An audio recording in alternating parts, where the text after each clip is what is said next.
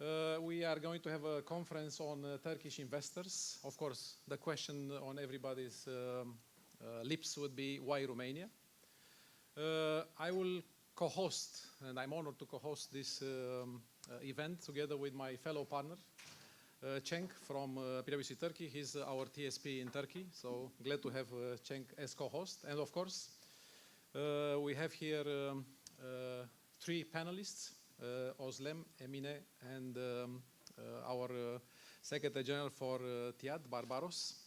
I hope that I have a good accent. Excellent. Thank you for that. And of course, we will have the opportunity to speak with the panelists after two presentations, myself and Cenk. I will speak from a Romanian perspective. Cenk will speak from a Turkish perspective, which is normal. Yeah. And then we will have difficult questions for the panelists, you will see.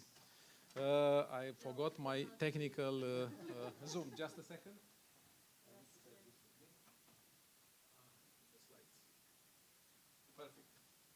So I tested myself to see if my accent was good. It seems that my accent was good. So besides myself and Cenk, Emine, Özlem, and Barbaros are here together. And of course, Emine is Vice President for Otosan, Craiova. Özlem, CFO, Beko, Romania.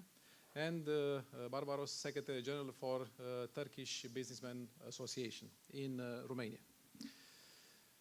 We are definitely grateful for your presence here, and I'm sure we are going to speak about very important things about Turkish community in Turkish business community in Romania, and what would be the climate landscape in Romania, because recently has been changed, the climate. Finally, after a year or so of being Romania in election mood, yeah, we already just had the last Sunday presidential election, so we finalized all the presidential rounds of elections except local municipality in Bucharest, but this is, let's say, at a local level, not at the country level. So we hope that there will not be so many turmoils going forward from a political perspective, though you will see what I'm going to speak about. Today's agenda is speaking about how to strengthen Romania and Turkey bilateral relationships, a bit of macroeconomic fiscal outlooks from both Romania and Turkey. What are the strategic investment opportunities in Romania that are attracting mostly Turkish investors, and what would be Romania's role in being a regional hub for Turkish enterprises? I will start by giving you a snapshot on the macroeconomics of about Romania. As you probably know, we are the 8th largest country by territory and 6th by population in the European Union. The economy is classified as a high-income economy with a skilled labor force, and the local currency remained very stable in the last few years. I make a comparison with our regional colleagues in Central and Eastern Europe, and while the FX exchange rate was like that, so flat in Romania in the last 10 years, you see a lot of discrepancies in other territories. So this is due to the National Bank very stable policy from that perspective, which I think is a good signal for investors.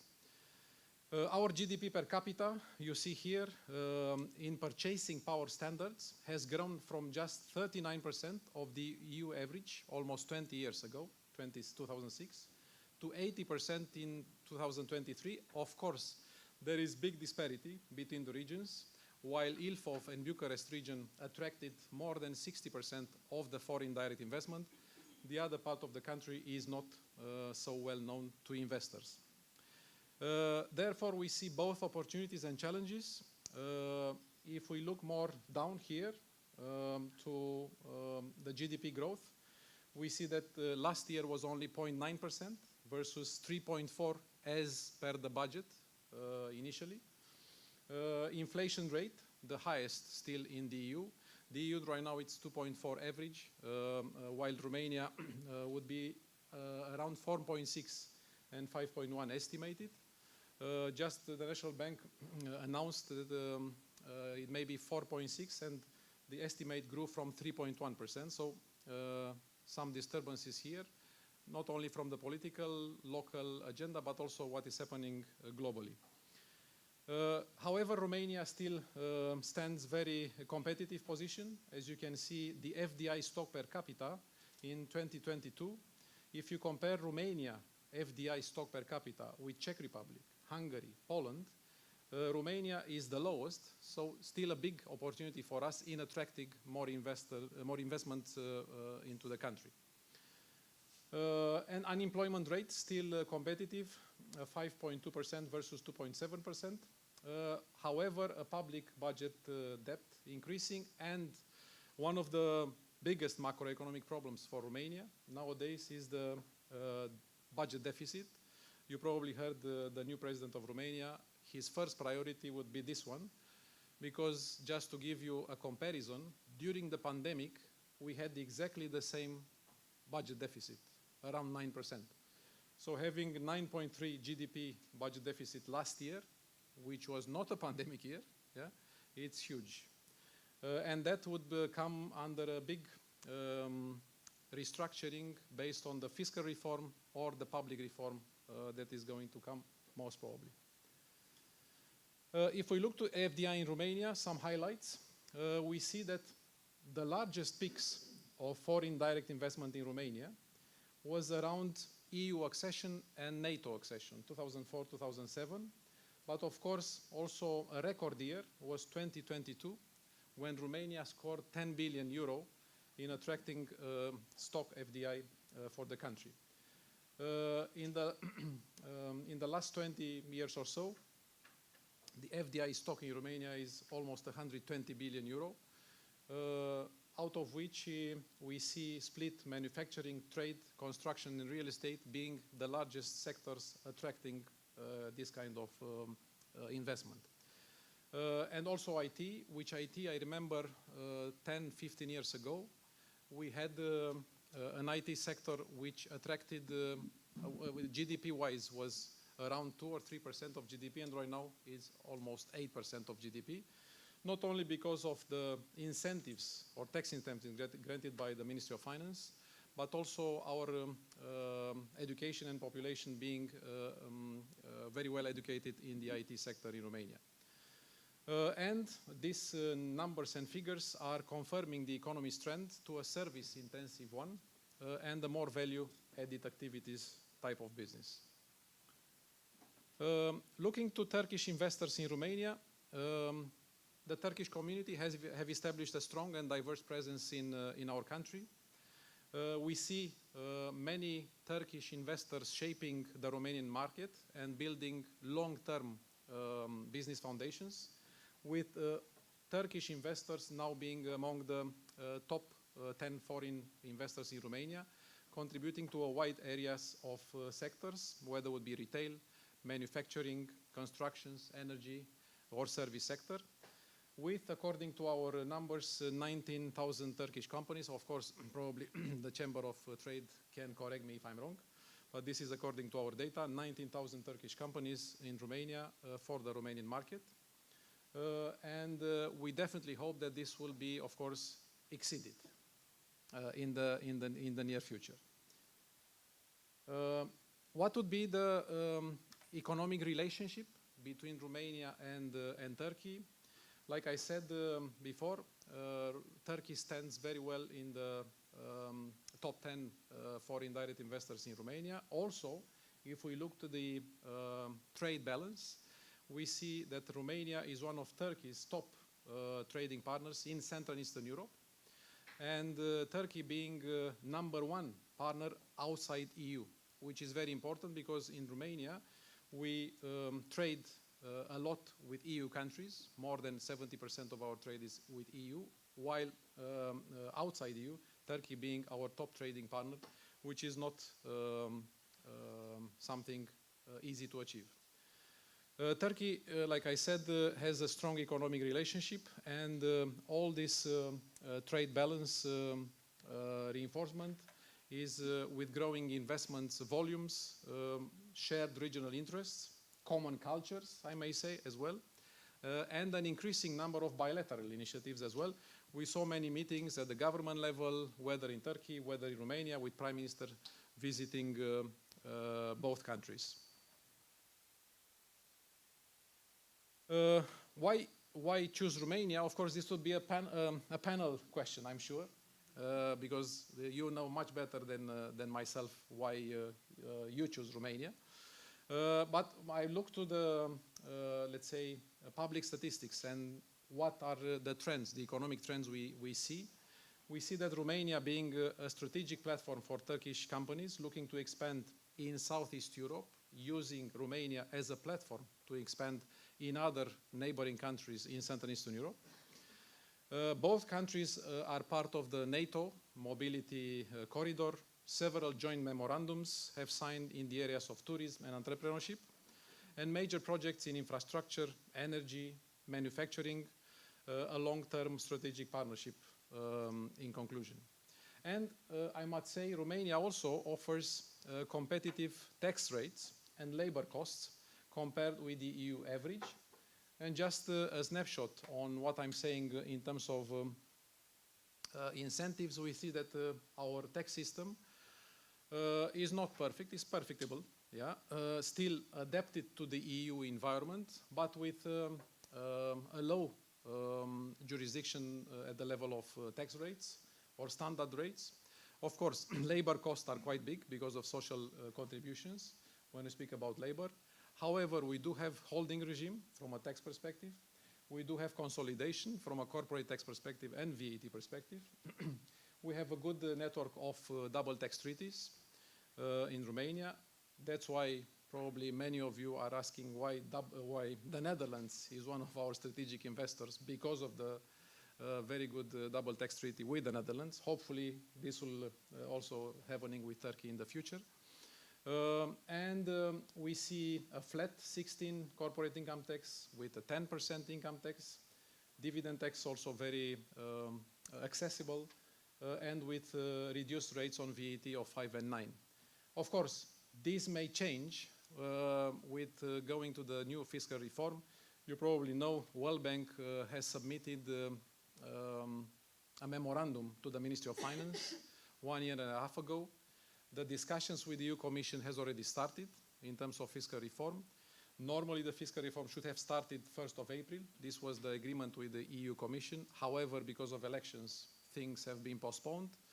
But I'm sure by the end of this year, we will see many things changing in the tax environment. However, I'm sure all the business associations, including TIAD, would be here to support their investors in order to have a more balanced view in terms of rates increasing, increasing the budget collection, and so on and so forth. While other incentives would be the AEO certification, authorized economic operator. You also have it in Turkey in order to secure the supply chains. VAT deferment certificates. We have a good scheme for R&D investments from a tax perspective. EU-Turkey Customs Union, again, serving us being a platform from an EU perspective with Turkey and with Schengen nowadays, starting 1st of January, with road Schengen, let's say. This will also facilitate many more supply chain and logistics hubs to come in Romania. Plus, of course, the harbor of Constanța should not be undermined. Going further, some state aid investment grants. We launched in Romania several state aid schemes to boost strategic sectors. 1 billion euro for decarbonization in heavy industries. Almost $500 million for large-scale impact investments as well. 1 billion for advanced manufacturing projects and a specific grant for renewable energy capacity development. Each of those are in various level of implementation, because right now there is scarcity at the budget level perspective, and you saw that in the last year, Ministry of Finance was not so generous in giving money to business environment. So many of these are still under suspension, but these are the one available based on the legislation that we have enforced. And these programs are aiming to attract not only capital, but also innovation, sustainability, and of course, job creation. Last but not the least, in conclusion, I put some challenges and opportunities. And if we look on the short term, like I said, Romania probably will face some macroeconomic challenges. The most urgent one being the budget deficit problem. However, we have very strong European Commission support. We have few meetings with DG Taxud. Romania is going to Ecofin and other commissions at the other committees at the level of the Commission, and we saw many pillars to support Romania's transition to a much reduced budget deficit. For instance, the 7-year fiscal plan that has been announced, I think, end of last year, is something that is helping Romania, because the 9.3 normally, in order to not disturb the EU 3% rate budget deficit, which is the aim for all the EU member states. Romania with 9.3, imagine if Commission will ask us this year to do this, would be impossible. That's why the 7 fiscal year would be phased, such as in 2025 we should have 7% budget deficit comparing with 9.3, which is a bit more relaxed, but still difficult to reach. After the last 2 weeks of concerns regarding a weaker currency, what I was telling you at the beginning, with higher interest and the potential country rating downgrade, I saw today's JP Morgan were saying yesterday that the political risk has reduced and that a sovereign rating downgrade to below investment grade, you knew that the international agency are due to come in August, so the political risk to reduce sovereign rating downgrade to below investment grade was now less of a concern, which I think is the first positive message after the presidential election on Sunday. The fact that JP Morgan announced that we will start to become a more stable business environment after the round phases of political elections. So yes, we have better perspectives ahead. And on the opportunity side, joining the Schengen area with many positive effects in transportation, in commerce, and also security benefits. Road infrastructure is still lagging behind, but through the National Plan for Recovery and Resilience, there is a big amount that is going to be allocated, and it's already allocated, to many infrastructure projects. I'm sure in Craiova we need to move it faster. I remember that, and also to many other bigger investors, which are requiring more infrastructure developments. Attractiveness for defense, another sector that is attracting nowadays a lot of investors, including Turkish investors in the defense area. We are looking forward to 2027 to become a full EU OECD member. We are just an observatory member. And that's, again, if we look behind with EU accession and NATO accession, that may give us another boost of investment for Romania. And last but not the least, resilient labor market providing stability, also included in this crisis context. I think I will stop, here. And I will invite Cenk to give us highlights on the scale and significance of the Turkish capital in Romania. Thank you very much. And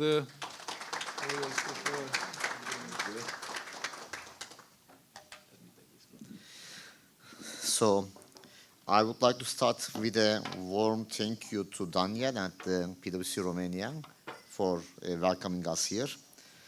And second, I would like to tell you that I am jealous with your tax rates. All of them. So, I mean, welcome. Is it working now? No. Let me help you. Thank you. Technical team is not working. Yeah, you're right. They should install the presentation, I think. Okay, let me start while they are doing the installments. So my name is Cenk. I am the territory senior partner, the Turkish lead for PwC Turkey, and we are here with our partners. Why are we here? Because Romania is one of the destinations that the Turkish companies are investing more and more every day. And it was the case years and years ago. Some of the companies here are, I think, in Romania, more than 20 years. So, I mean, Romania is kind of a preferred destination for Turkish companies, and we will look on the reasons why companies do invest in Romania. And I'm gonna a bit deal with the motivation of the investment and what is important in the duration of the investment and what we should give more attention. Is it my? Yes. Okay. Okay, thank you. So, I mean, Turkey is a country of 90 million, and with the refugees, it may be even more. So, and the country has grown by depending mainly on production and exportation and tourism. So, looking at the exportation of Turkey, which reached like $262 billion. So, it's quite a big number, and it's nearly going to reach 300 billion. Like 20 years ago, it was like 30 billion. So the growth on the production and exportation, I think, has come to an end. Not only because of Turkish local reasons and globally, when you look at the global developments, now I think it's going to be a more conservative and more customs tax era of life. So Turkish companies are now more trying to understand what they should do more. And what we have seen in the last few years is that until 2016, Turkey was a country, or Turkey was a country that was receiving FDI, foreign direct investment, around $15 to $16 billion on a row in average in the last 10 years. But this still continues, by the way. I mean, in average, we are receiving like $14 billion foreign direct investment, including real estate. But when we look at the outflow of the capital has now reached an average of $6 billion. This $6 billion is only the direct investment through Turkey. When you also add up the other financial resources that Turkish companies put for their investments, I think it's around $10 billion. So Turkey has now become a country that also does investments abroad. That doesn't mean that the Turkish companies are leaving Turkey, by the way. Turkish companies are investing in Turkey, but to be more regional, they are also investing in other countries.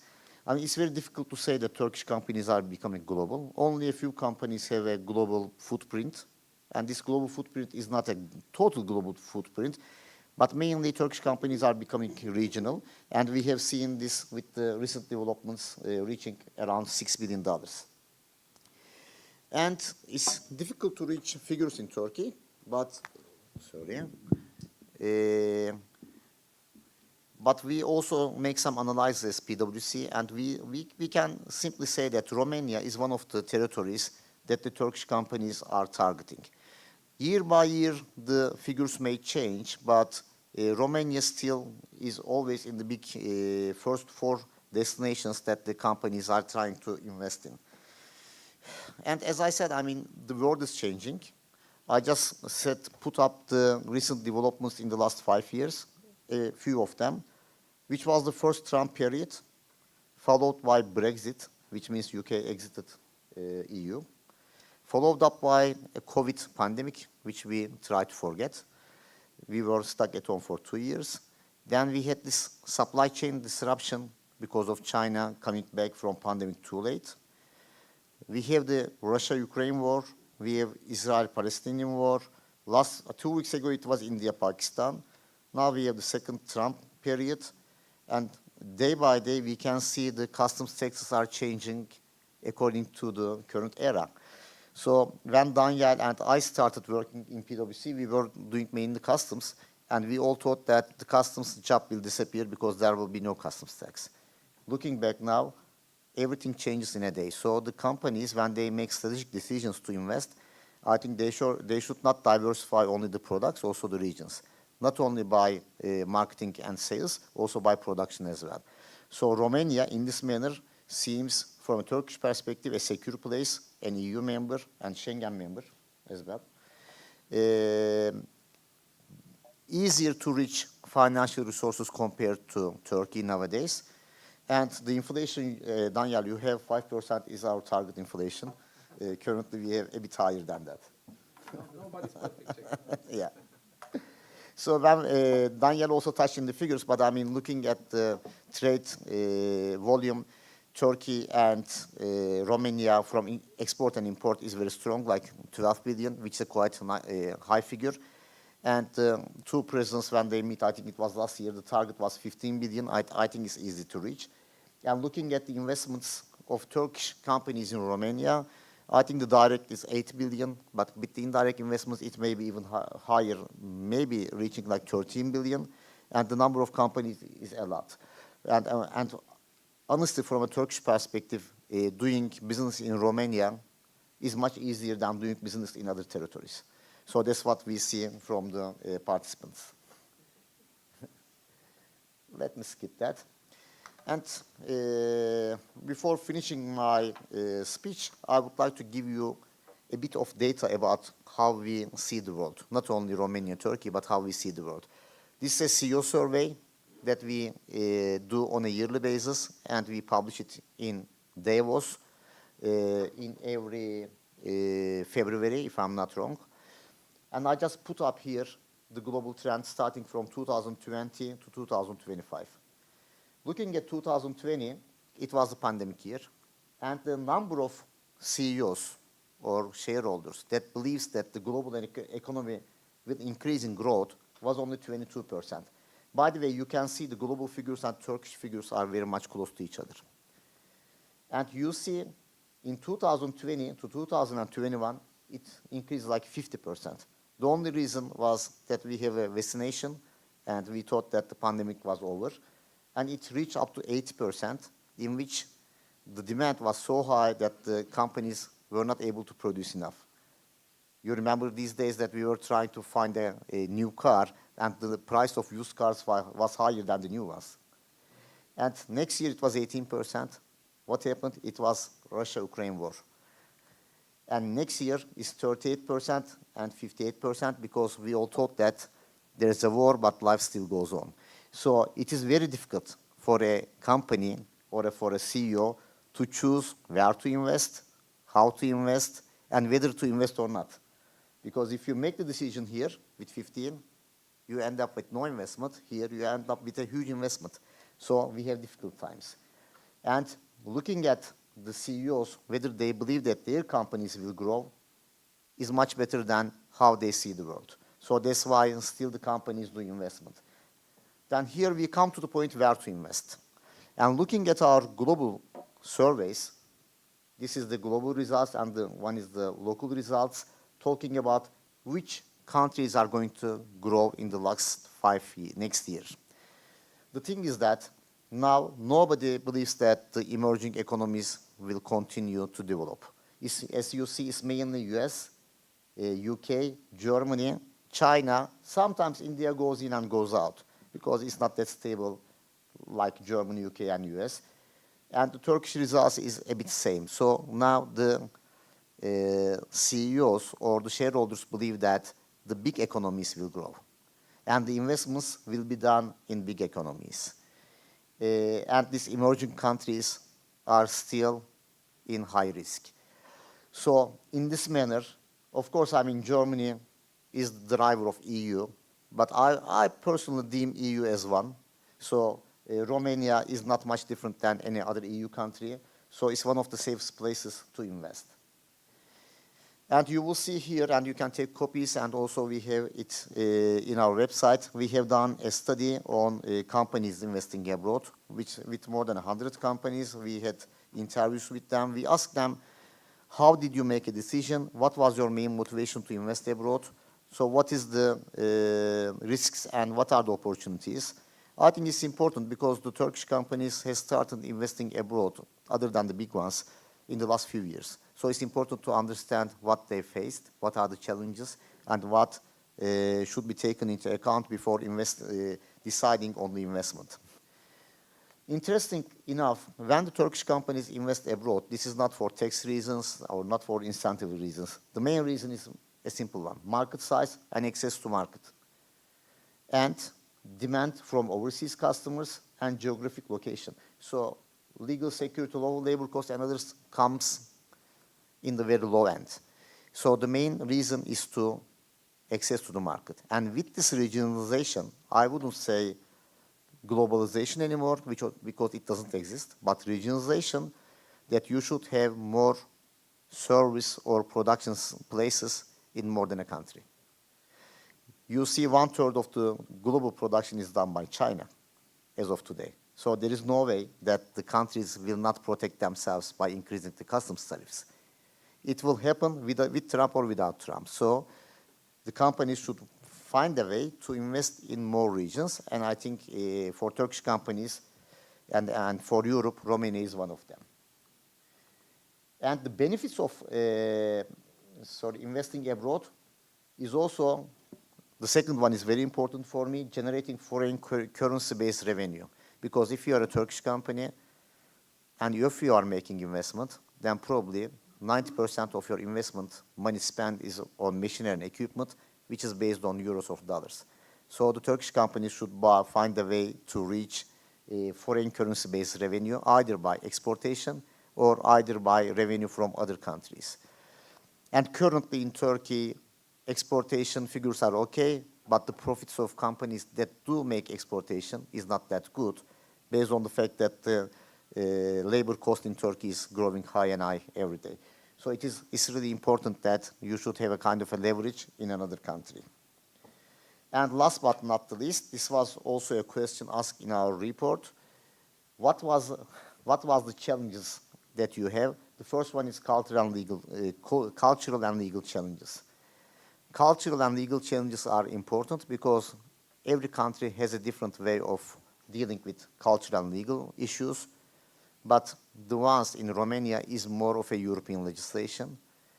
But on the other hand, I believe that from a cultural perspective, as Daniel said, I think Turkey and Romania is the closest to each other when you look at the geography. Of course, I can count on Bulgaria as well, but I mean, the Bulgarian size is much smaller than Romanian size. So that's why, as PwC, we all believe that Romania is one of the best places to invest if the target is Europe.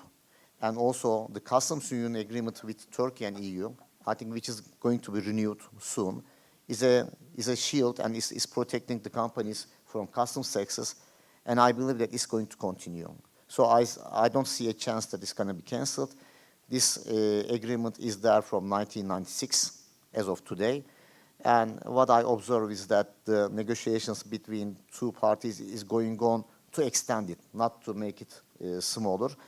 So that's why I believe that, I mean, from both perspectives, two locations are very much close to each other. So Daniel, hopefully one day the Romanian companies may also start investing in Turkey. That's my hope. Thank you. So I would like to welcome you again and shift to the panel. Thank you.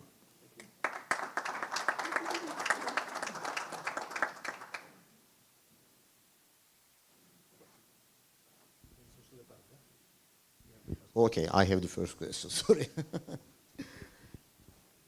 Özlem Hanım, so I would like to start with you. As a big investor in Romania, how do you assess the effectiveness of Romanian state aid schemes in meeting the needs of the Turkish companies, and what improvements would you suggest? I think this is an open-ended question, sorry for that. But I mean, the incentives is like an element of competition between countries. So I mean, when making an investment decision is very important. So what's your view on Romania? Thank you very much. So I will explain the state aid, how we used and what was the process and what are the challenges and also ideas. However, let me start with our investments in Romania. So as Koç Holding. As Koç Holding actually, we are active in Romania since 2002, so it's quite a long time so far.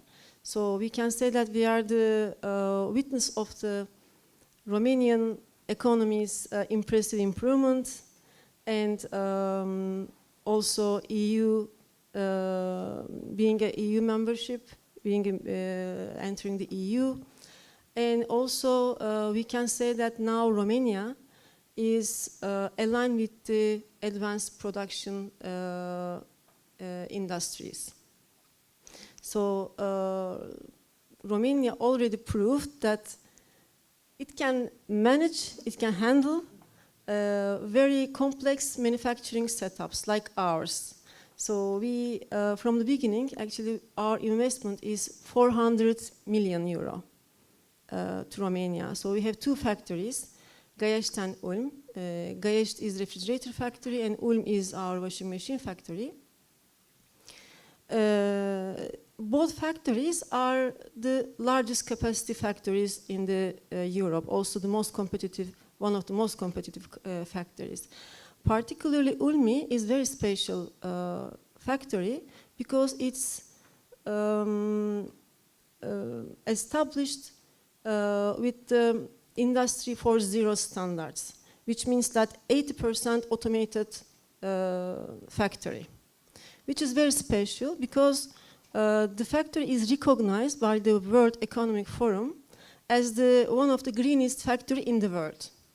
So in terms of sustainability, energy efficiency, automation, so Ulm is in Romania, and it's very special factory, not only for us. Briefly, when we come to state aid, so we use state aid for Ulm establishment. So it's very, again, specific application. It was accepted in 2019, but the process, I can't say that it was so easy. So I was not there. I was not here, actually. I'm here just for the last 1.5. Okay. But it was worth, of course, to have it. Not complaining. But it was really... I hope that you will get another one probably in the future for the new investment. Why not? Yeah. Okay. So, as I mentioned, the all operation took time. So you need to work on all operation, like with the documents, applications, controls. It's very detailed and very operation-based process. But of course, as I said, it's worth. So it's very valuable. It's very helpful, actually, especially for the long-term investments. But as far as we know, so actually after our state aid application, so far also there are many improvements has been made. So digitalization, I think still there are improvement areas like communication, also like automatization of the applications, and of course there are improvement areas, but I can say that the state is going on the right direction, so they are focusing on it. They already improved a lot. So with the state aid, very shortly, maybe I can also mention our investment decision, because when we decide Ulm, of course state aid is very important for us, as I said, helpful, but state aid is not the main reason of the investment. So of course there are many reasons, like skilled and talented and flexible workforce here, growing and stable economy, this is very important, solid and developed business environment, IT infrastructure is also getting improved. Also, of course, the EU access, directly EU access, are our main actually criteria how we decided to invest here. Of course, state aid, on top of that, it's very valuable, and it supported us to give this decision very easily, very quickly, and also with the confidence. Also, actually, I must say that when state aid has even the company, the investors use or not use, I think to know that a country has a state aid is a kind of very strong message to the investors that this country is focused on the innovation, this country is supporting the efficiency, sustainability, and eager to improve the country, which gives this message, which also means that the stable economy and the growth will continue because also there is a support behind. This is why also state aid is important for us and also for the investors. Can I ask a follow-up question? So what happened with your suppliers in the last more than 20 years? Did they follow you to invest also in Romania? Followed us. Yeah. They followed us. So it was also that created also a big advantage for them because in Turkey we have been working with these companies, with these suppliers for a long while. And then with our establishment, they also invested very close to our factories. So our main suppliers are here. But also we are working with the Romanian domestic suppliers. So I must say that because this is also important for us. So to use and to continue with the current suppliers for sure. But also these suppliers are also working with the Romanian companies, not only for us. So it's a kind of growing process, but all together, like a chain. Yeah, I believe that this kind of big investments like OEMs, when they invest, is the multiplier effect that your suppliers do follow you. You have local suppliers supplying to other places. Very nice. So thank you. Thank you too. My question is to Barbaros Bey. Barbaros Bey, you are following up all the Turkish investors, I think. And I'm not sure about this. 19,000 is all there. Okay. It's not correct. Now it's 19,400. Okay. Even higher. Okay. Thank you. It was just. Every day is changing. But you know, it's 3,000 to 4,000 companies are really active. Okay. You know, But still, it's a big number. Yeah. Increasing. Yeah. So I mean, looking at the needs of Turkish companies, how do you believe that, again, the investment scheme is supporting them? I mean, do you have any improvement suggestions on that? First of all, thank you very much, Mr. Cenk, Daniel, Ince, for inviting us here. Before starting, with your permission, I'd like to say a couple of things about TIAD, because we are just in the core of the Turkish investment. We represent 95% of all the Turkish capital invested in Romania. We have 161 companies, but almost all of them are corporate or good working companies. TIAD is 32 years old association, and as you say, it's 90-10 billion euro investment there is in Romania now, and there is a big appetite at the same time. We are promoting Romania all the time. Only in this month, there were 3 Chamber of Commerces from Turkey. From Istanbul, from Bursa, from Çerkezköy, they visited Romania with our coordination. They represent tens of thousands of companies. We also made a business forum with Pitești region, RG's Camera de Comerț, joined by our ambassador, also our commercial attachés. So with Turkish companies, local companies, and very interestingly, we even in Turkey went to many industrial cities with Romanian ambassador in Ankara and their commercial attachés. You know, we promoted Romania until now. We will continue to do that.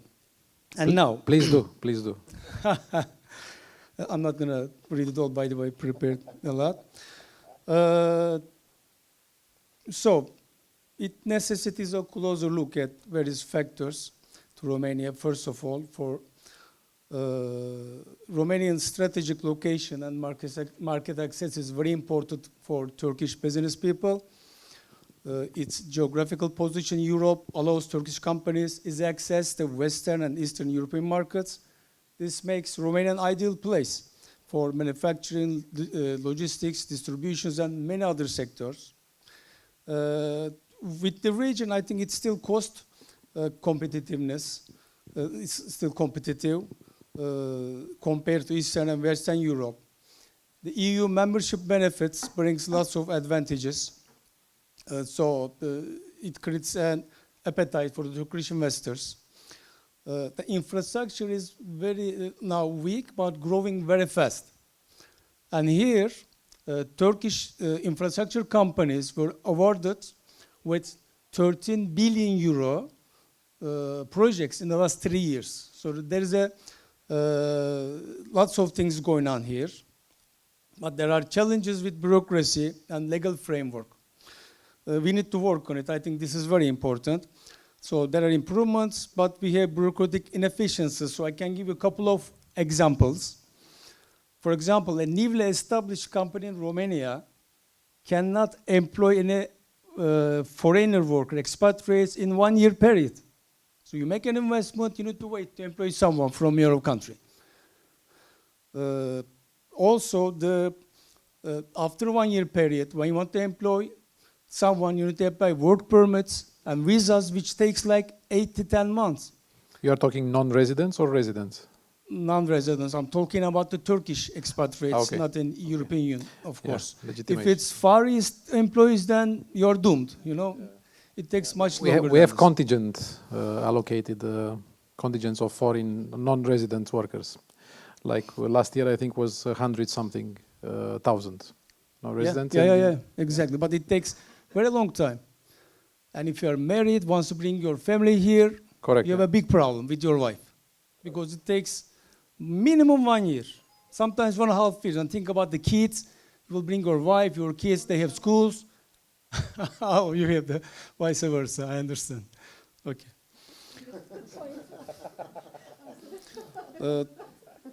Romania has skilled workforce, especially white collars, IT engineering, but blue collar is a gap. So as you say, 100,000 workers are coming to Romania every year, but the bureaucracy also works very slow there.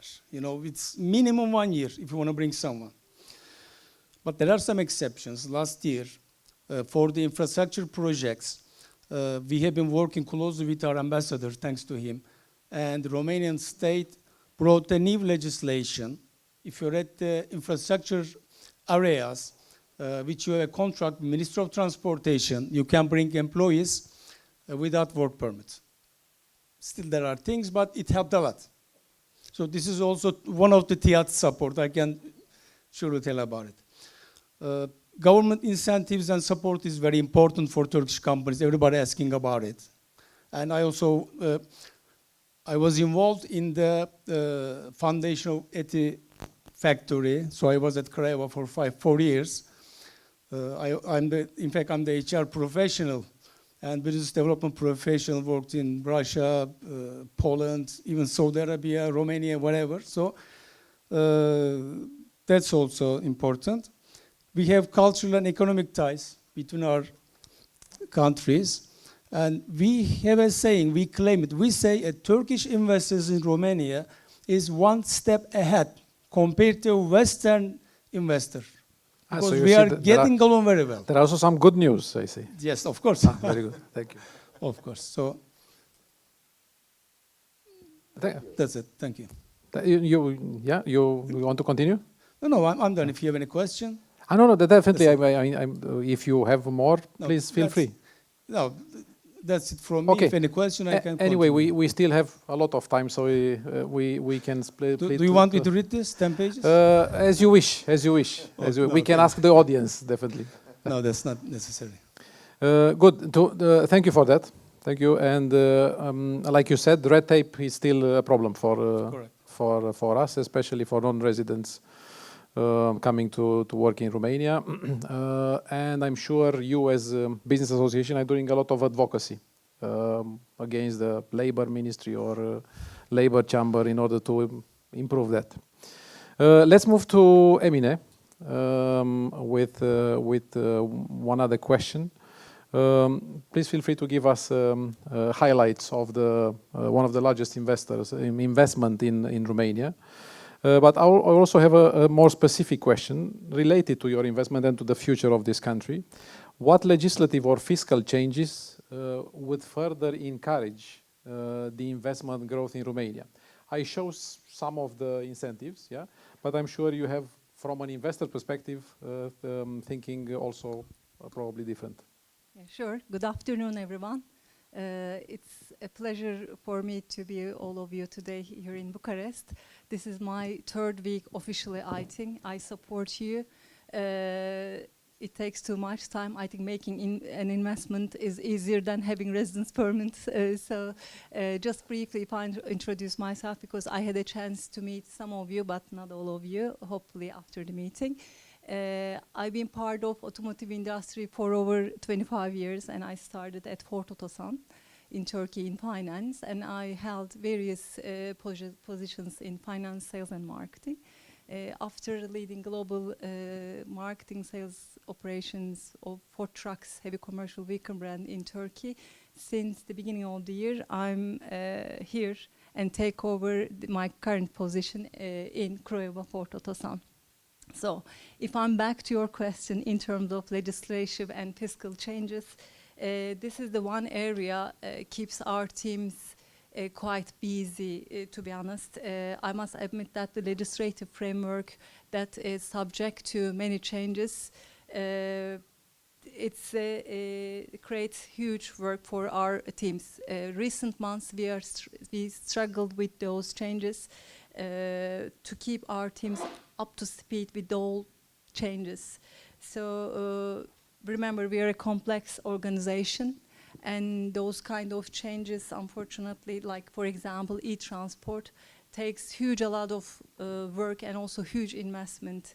We did lots of meetings just to ensure that the application which we developed are in line with the procedures, and also to make sure the all developed applications just ensure the 100% compliance. Actually, this is not only the one. We work also e-transport parallel with e-factura, e-invoice, and etc. So those changes, challenging changes, making the work for our teams huge complex. In addition to those changes, I also would like to highlight one of the most challenging changes which has dramatic impact on business environment, especially on automotive industry, is tax on turnover. You also mentioned the taxes in Romania.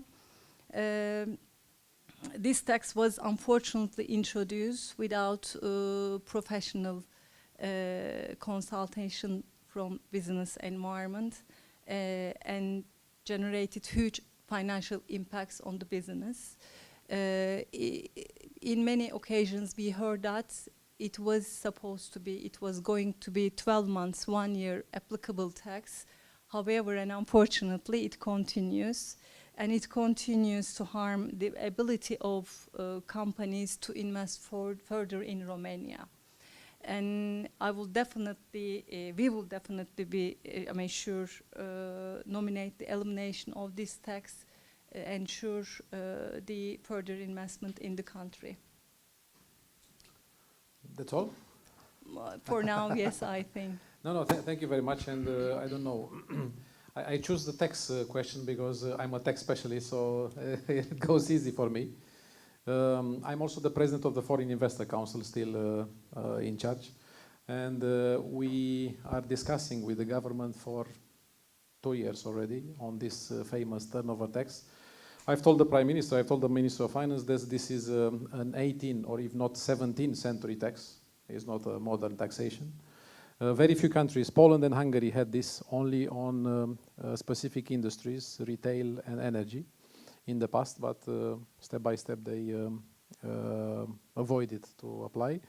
And Romania, instead of attracting investors, are coming with taxes on investment, which like turnover tax or special construction tax, which is another one that is very difficult for large investors, and not only.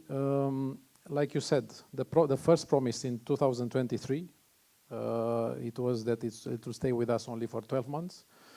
But like in Romania, once become temporary, easily becomes permanent in this one. However, when I met the Minister of Finance, which was a month ago, they will start the fiscal reform and the discussions around the new tax environment in Romania.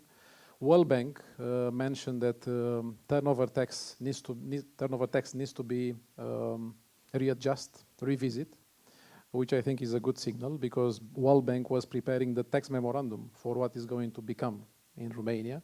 And they were talking about VAT rate increase. They were talking about progressive taxation, by the way. Yeah, we have flat tax rate.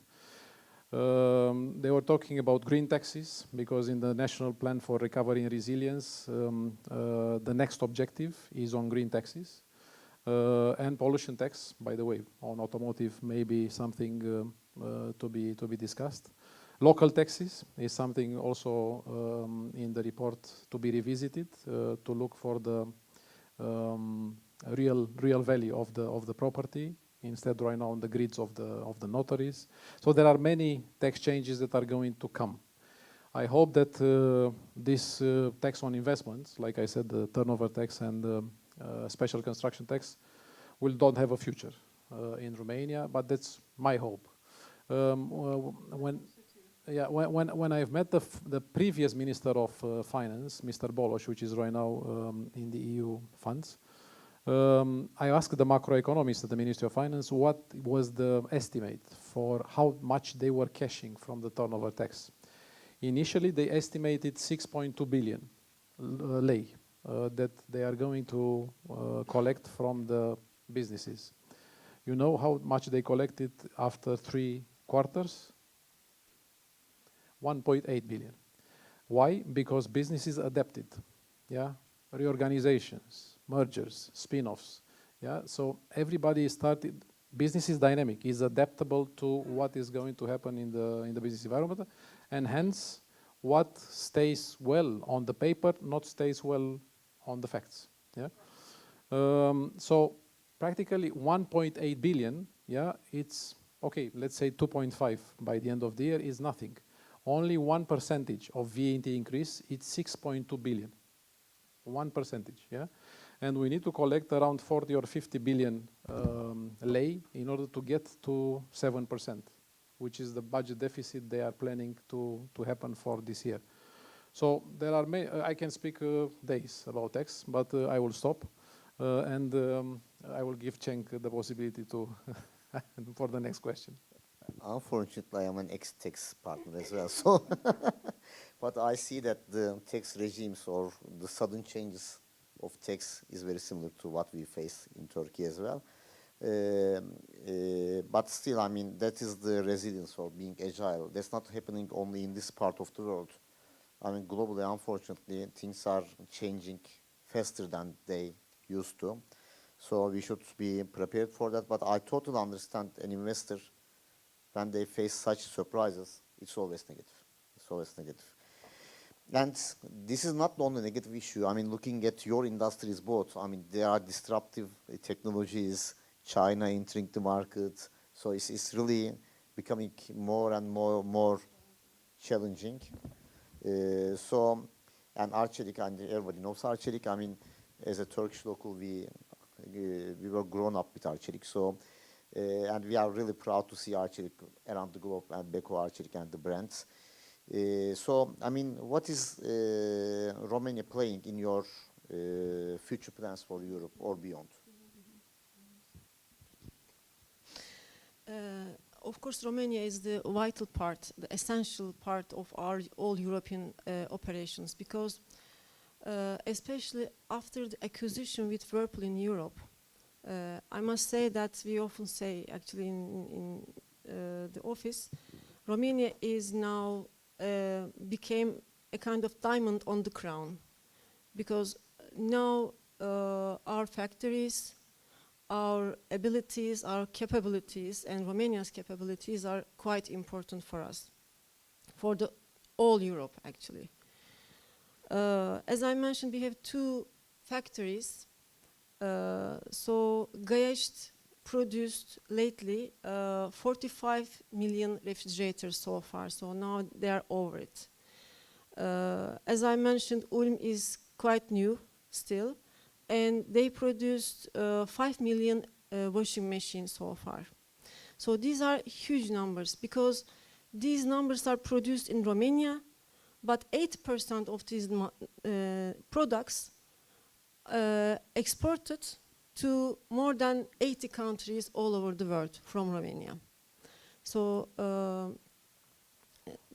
these are important, but these are just numbers, one side.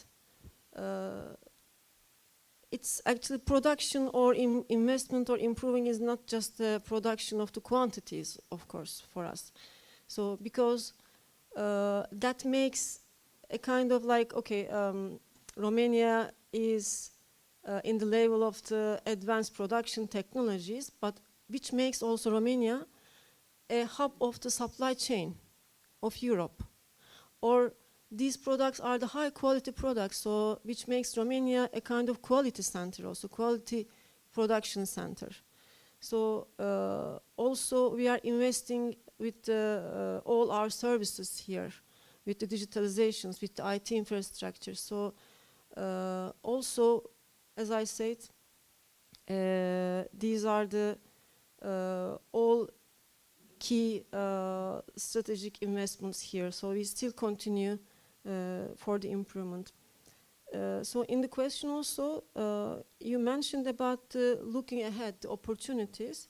So energy efficiency, the smart products, recycling, sustainability is always on our hot points, which we invest continuously. We are always in line with these keywords.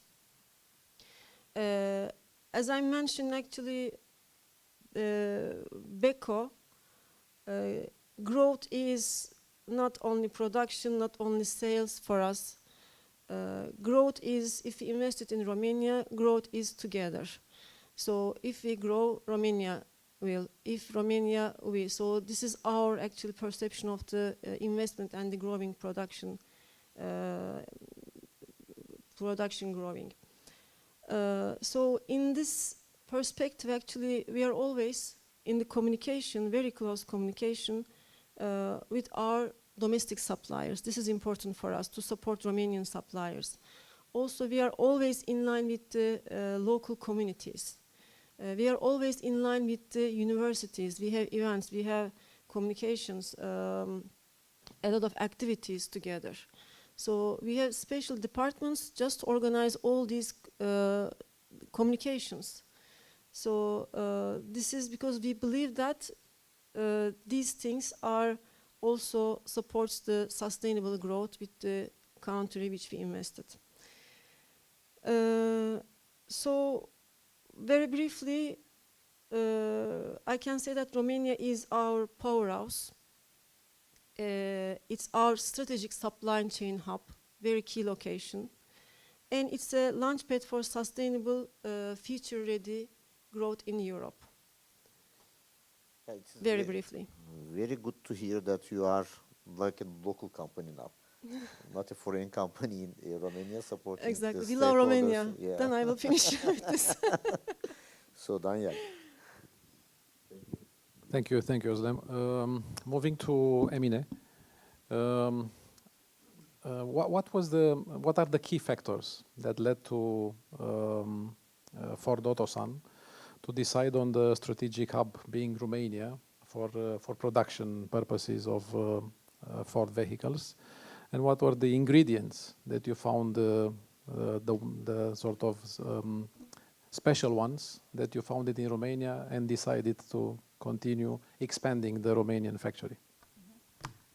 Not only for Otosan, but you know, Turkey and Romania share a robust friendship and strategic partnership, and also mutual economic collaborations.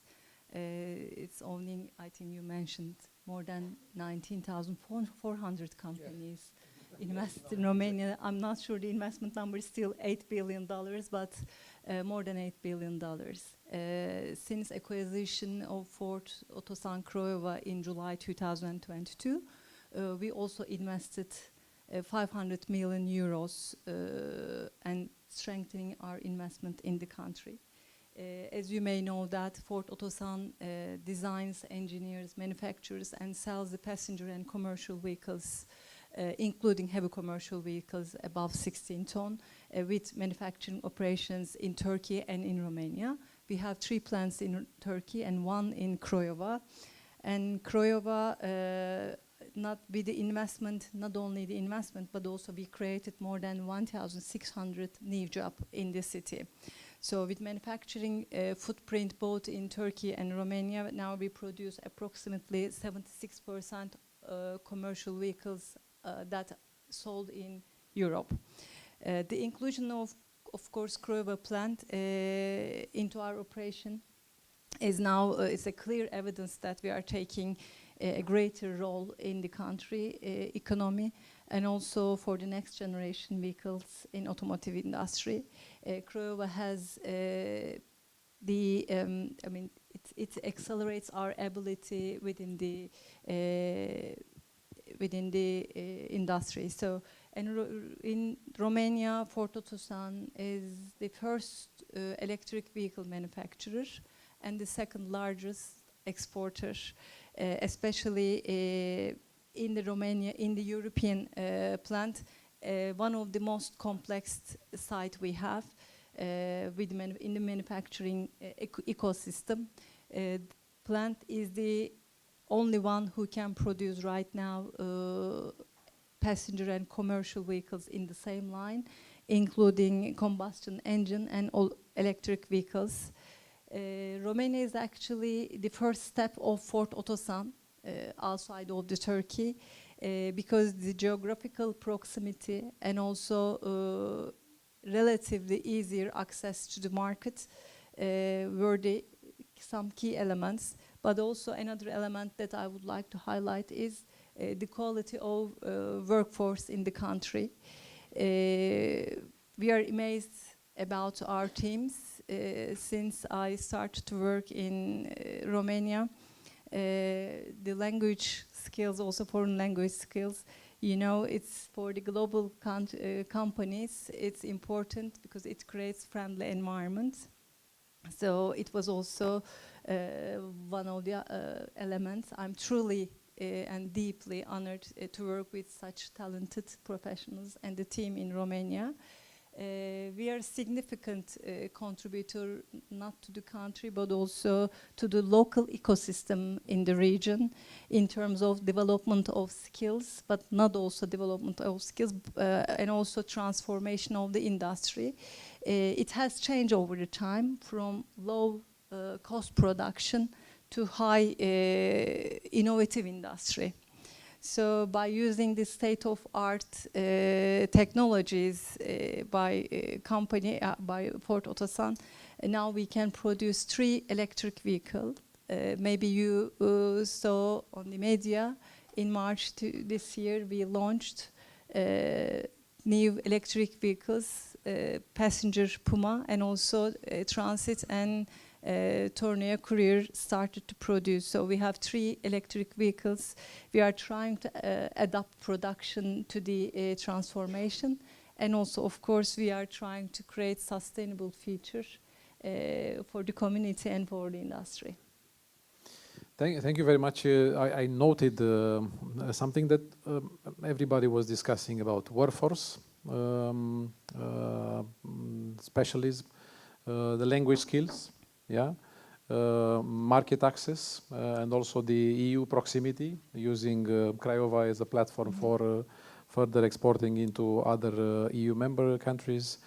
Geostrategic location, also from that perspective. So are things that are quite common for all our speakers, and also during our presentations. Cultural similarities also. I feel that it needs to also be stressed. Yeah. I know Cenk for 20 years, so we definitely have the same cultural, not differences, similarities. Thank you for that. Do you see any perspectives going further in the future? What would be next for Ford Otosan? Yes, of course, but right now, to be honest, we are in a stable position, because we invested, and of course we are still searching, constantly looking for opportunities, investment opportunities including maybe R&D territory. We do not have concrete plan to share today now, but definitely for the future, we will be happy to invest further in not only in Craiova, maybe in Romania. In Romania. No, but what you said is very important because we see many service centers, shared delivery centers, service centers that are coming to Romania. Romania being the second largest country in terms of attracting service centers, high value, R&D, IT, finance, accounting, technology. So these shared delivery centers or global delivery centers that are coming to Romania. We did a study from that perspective, and we see we as Romania, you saw that in terms of investment, we are the fourth after our neighbors, Poland, Hungary, Czech, Slovakia. But still, when you look to the service centers and these global delivery centers, we see we are the second largest after Poland. So I think there is massive interest into this kind of investment in Romania. Like you said, the language skills are very attractive to all investors. Workforce flexibility, being part of the EU, gives us security, gives us safety, a stable regulatory system. That's also very important. Logistic is not great. Our airport needs to still be modernized because you need direct flights. You don't need too many flights to get here. But we are getting better and better from that perspective, and hope that the infrastructure will also be increased. So there are many good opportunities for expanding, I think. Yes, I think I can give the good news. We started to have direct flight from Craiova to Istanbul starting from October. So definitely it will help. Very good, very good. This is what I'm talking about. We need more penetration in the country. We see the Bucharest and Ilfov being very well developed, but the disparities need to be sort of decreased between south part of Romania and the rest, because we see many towns being much faster developing than others. And that's, of course, with the infrastructure development, this will come. And the disparities normally should reduce. Thank you, Emine, for that. I'm looking to the TIAD representatives.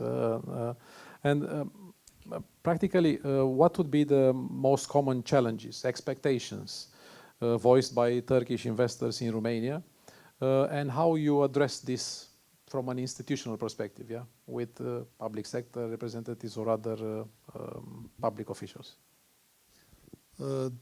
There are big opportunities, of course, in Romania. That's why many investors come to Romania, and that trend continues. It doesn't stop. It's going very fast. There are challenges and expectations, and it's firstly, understanding these issues is vital for policymakers and institutions to improve the investment climate. I could mention about a couple of things, but firstly, it's also culturally, the Turkish people are, Mr. Cenk knows very well, very hot-blooded. When we come to a region, basically want to do things very fast. We have that capacity at the same time, but sometimes we are ignoring the details. So when someone comes to TIAD asking, we are going to make something in 6 months, we are telling him, no, make it in 9 months. Someone comes saying, we are finishing everything in 1 year. We said, just keep 6 months in case you will not be able to finish. So we know this. So bureaucratic complexity is very important. Our investors struggle really complex bureaucracy. Maybe digital solutions, expanding digital solutions can be helpful. We don't know, or training public officials in this regard can also be helpful. There are legal and regulatory predictability. This is very important. A stable, transparent legal environment is important. Clear legislative processes, stakeholder consultations, timely communication of changes can reduce uncertainty. Business regular dialogues are also helpful. Why I'm saying it, we don't like no overnight changes. It happened rarely, but very difficultly. At the end of 2020, a legislation just popped up saying no Turkish companies tax will be deductible for services, if you buy goods or services. So that was like a grenade in the middle, for everybody. That stopped some investment, which I personally know, even from one of the groups in this, room. And it's affected between the, trade, even in 1 month. Thanks to Romanian officials, they supported to cancel it. It was canceled in 1 month, but this really, that time, created kind of ambiguity, some uncertainty. This is very important to make things in advance. There are fast progress in infrastructure projects, which is very good. But we believe, the funding should be kind of given, because with the Romanian states now, there are the budget difficulties. Yes, there are European Union funds, but there are some concerns if these projects can be stopped, because it's very important for all the production companies, for everybody in Romania. That's, I think, one of the challenges. Also, maybe institutions can prioritize strategic infrastructure projects and can bring public-private partnerships, which was discussed a lot in the previous years, but as far as I know, it didn't start, if I'm not missing anything. Skilled workforce, we keep saying it, but Romania is a very beautiful country, good investment opportunities. Nobody's going to ask you from where you are, why did you come here, what's your religion? Not even a single person I never heard from this country. This is a lovely country, But the workforce subject should be managed in a way, because it's really creates lots of problems. Yes, many workers are coming from Far East, but today professionals companies bring workers. The barbers bring workers, everybody brings workers, and the butcher brings workers. So because it's a kind of money-making process. So maybe this can be kind of regularized. I don't know how. Yeah, I saw in the last 2 years, you're right, especially in the blue collar, we see many gaps, because we have a large diaspora, more than 5 million being abroad, Spain, Italy, or other countries. But hence, in the last 2 years, I saw a bit of light at the end of the tunnel. There is, because I saw some people coming from diaspora, coming back, from diaspora. And that's also due to the good macroeconomics. Okay, we in the last 4 or 5 years, minimum wage doubled, which is good for standard life and for purchasing power. But of course, labor force would probably be more expensive from that perspective. So there are two faces of the same coin. And also the natality went up a bit, so the demographic started to look a bit better. Of course, it's not perfect, and we need to adapt even more to that. I hope this trend will continue. Of course, there are regulations which is made with good intention, for example. But if we are, most of the workers coming to Romania are coming from Far East now, But the process takes, as I said, like 10 months, 12 months minimum. And every 3 applications out of 10 applications are rejected. Okay, that's good if you can. Next time we should invite someone from the Ministry of Labor and also probably Ministry of Finance. I'm the voice of our company, sorry. No, very good, very good. But I feel like the need to involve somebody from the public sector as well. Yeah, I'm not accusing them. We are also meeting with them, thanks to them. They all the time trying to support, but it's also the manpower. So they are telling us we don't have manpower and they cannot employ. In the ministry or outside? We went to each directorate once to support these things, and they asked us if we can send all of our members can send some emails to Minister of Labor on the subject, because there was a legislation coming, and you can make some comments before. We did that, but nothing happened. Anyway, access to finance and guarantee letters are important. The guarantee letters of Turkish banks are not accepted, or a second guarantee is requested from Romania, which creates lots of cost to our companies. Yes, Romania has advantageous tax systems, and we are hoping, there will not be many changes to increase this taxes, because this is one of the reasons investors are coming here. Cultural integration it's easy for Turkish people and Romanian people to integrate culturally. You know, we have kind of same understanding. And also last year, I think maybe 2 million Romanians visited Turkey. And we have those crazy Turkish TV serials, which are in Turkish language. You know, that's, you know, they broadcast in Turkish language, and we are meeting with people, they speak Turkish to us, and most of them are ladies who get, started to understand some Turkish, which is a cultural integrity, which is good. And these are the things I can tell. No, thank you for that. And I'm sure you are spending a lot of efforts to meet with counterparts from the Ministry of Finance or other ministries in order to solve these numerous challenges. Basically with immigration offices, let's say. That's the major problem. After that, yeah. I see, there are okay. also visits to ministries, yes, that's correct. Okay, very good. Questions from the audience? Please. Not a question, but just to emphasize some points that are already discussed here. I'm here since four months, working in current metal, Beko's supplier. For instance, okay, Beko needs to be more competitive in this region, and that's why we have some projects that they are pushing us to install in our production line. I'm working in current metal, by the way.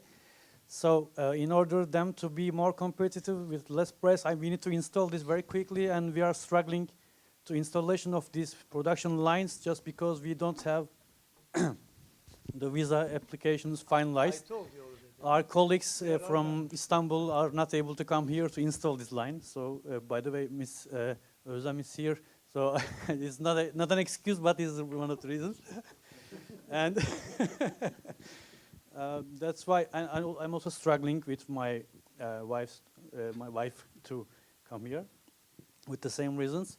One other topic that I also agree, okay, one of the reasons that Mrs. Özlem explained that Beko is here because one of the reasons is talented, experienced people, but actually we are also struggling with that topic too. I don't know, as far as I understand, Mr. Daniel, you are in a close communication with the state. So I don't know if there is any other action regarding this, the labor, to improve, to enhance the labor skills in Romania. I told I am here since 4 months, and what I have observed that Romania's population is decreasing year by year, probably with that reasons. I just heard that this is now vice versa and they are coming back, hopefully. But what I think that there should be some actions to be taken regarding the improvement of the skills and yeah, I understand. Luckily, I'm not the Ministry of Labor, and I can sort of give you the answer from a business perspective. We see, especially in automotive, but not only in automotive, also in many industrial areas, the so-called dual education. When companies are investing into the universities in order to attract people and sort of train people on their, in order to adapt their skills to that specific industry. This is widely valid in automotive industry, where you see in the western part of the country many OEMs or many manufacturing companies that are investing and working with university or the students there in order to improve their skills and the workforce capabilities. The scarcity of blue collars especially, yeah, it's something which is already valid for more than 10 years, 15 years. And our government tries to remove those gaps with that contingent for non-resident comers from Far East or not only, in order to improve the gaps. Yeah, and this is because a number of our blue collars community went out from the country. They are right now diaspora, and they are working abroad. not university, but the technical schools are not adapted at the level of sort of university or adapted to what the industries are requiring in a wide space. Yeah?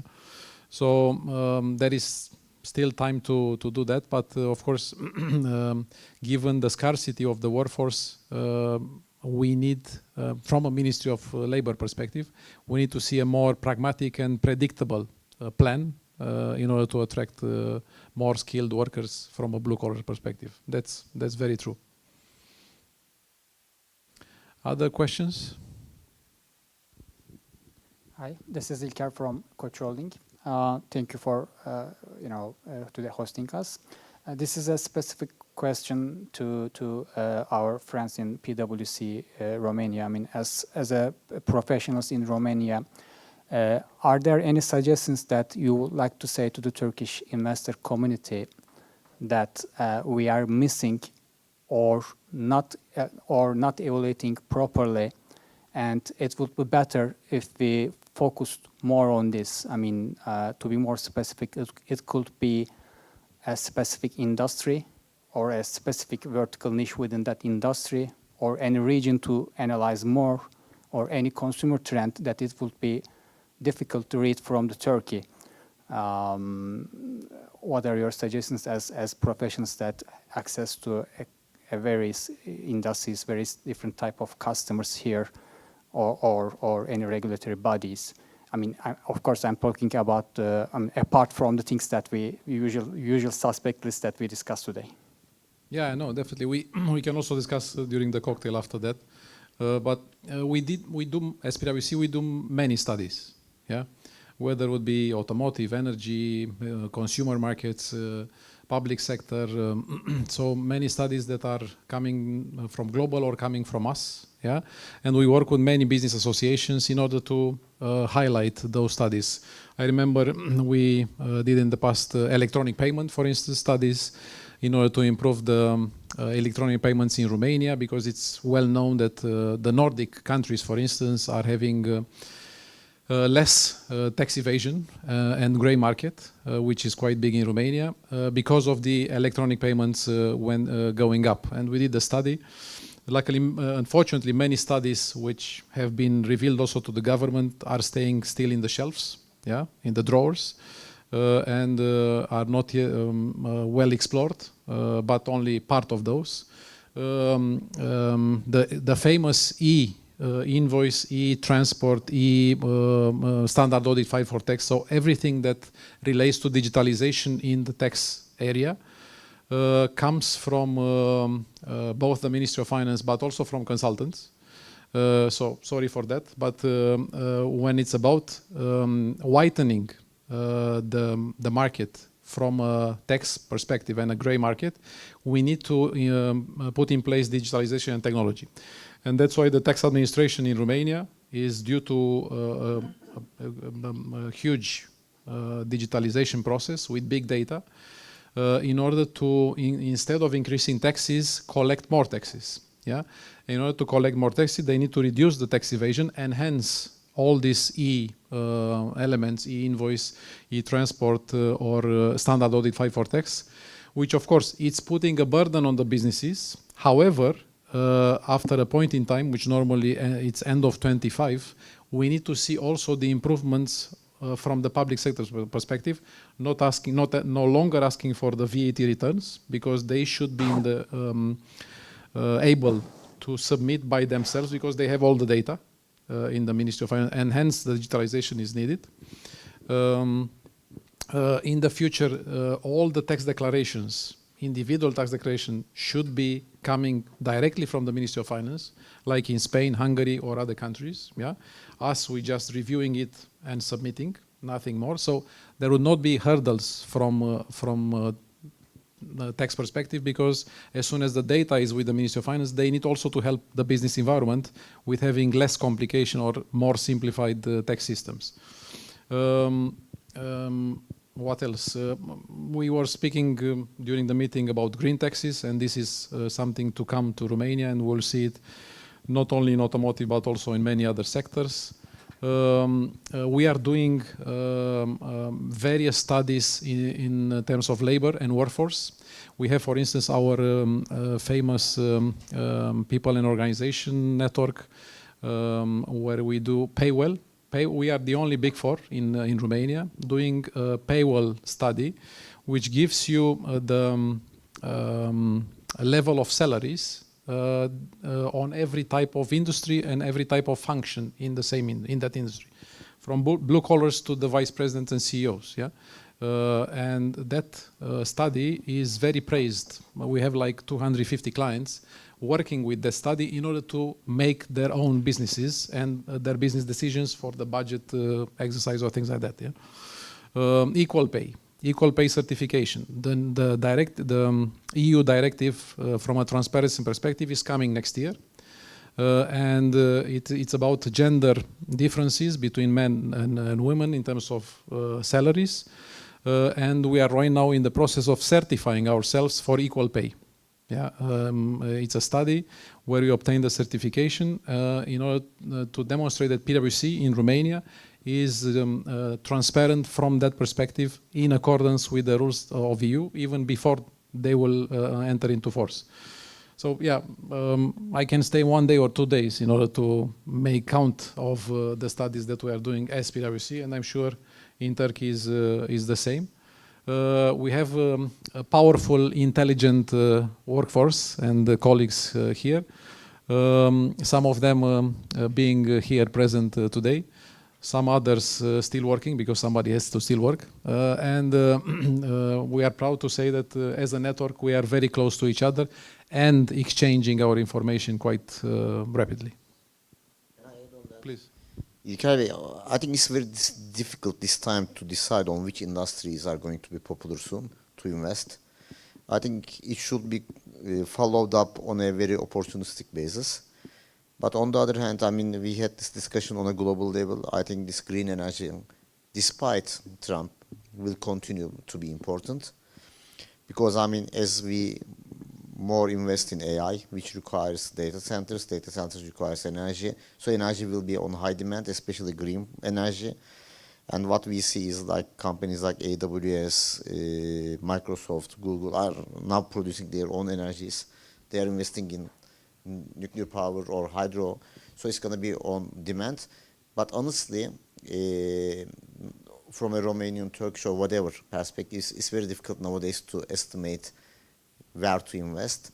But on the blue collar side, what I can say is that, I mean, this blue collar problem is the same problem, I think, in the western part of the world, starting from Turkey up to US. I think there is no simple solution because the companies are not accepting more and more refugees or more and more people from abroad because of cultural reasons. I think the only way is what you did, I think, the Industry 4.0, by creating more and more technology-enabled dark factories to be competitive, because I hardly can understand any Western country to accept more and more people from abroad. I think it's not going to happen, neither in this part of the world nor in Japan or Korea.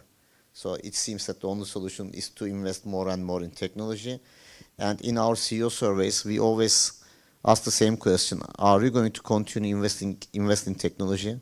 Although everybody believes that the economy is not going to be better next year, no company is trying to decrease the technology investment. I think that's a good part.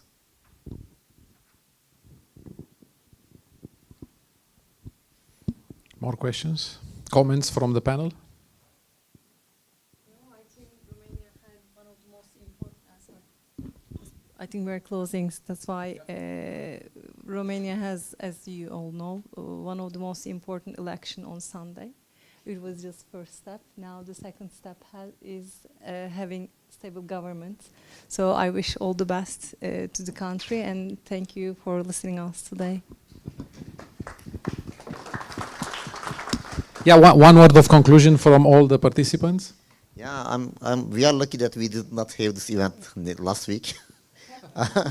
I think election was a real issue here, and it's going to continue to be so. I mean, it's the first time ever that I can see geopolitics or macroeconomics or politics is affecting the investment decisions in the last 30 years of my work life.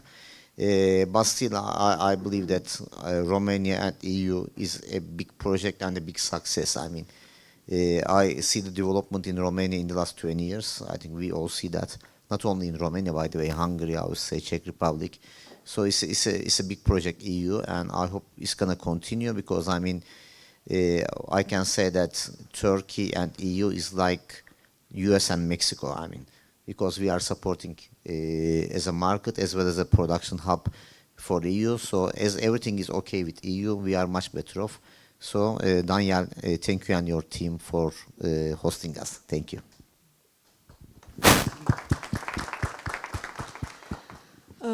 Very briefly, Romania actually has been already improved and proved itself with advanced technology and stable economy, growing economy, and sustainable growth. So it looks like it will continue in this trend in line with the EU standards and also ESG standards, which is very important for the investments. And of course, these are also important for the investment, but also greener and more sustainable world and environment.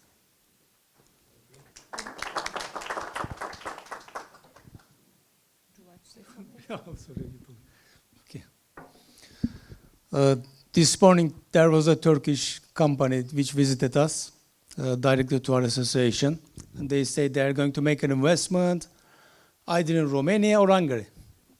So they were in the middle, and when they were leaving, they said we are now 60% Romania, 40% Hungary. I don't know what will be their decision, but we believe in Romania. When was happening that?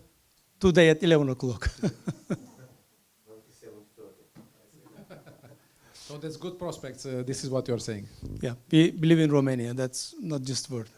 No, thank you. Thank you very much. Thank you very much. Thank you, ladies and gentlemen, for being here. I hope that Romania will stay on the investor map. Yeah, and we have good prospects, like you see. Okay, there are some challenges, but I think the opportunities are overlapping the challenges, and we hope that in the near future we'll be much more stable from all perspectives. I would also like to thank my colleagues, starting with Inge, our active Turkish community sponsor, and also our colleagues that have been participated with me here and with us in order to give us the technical and all the presentation proper one for this audience. And also thank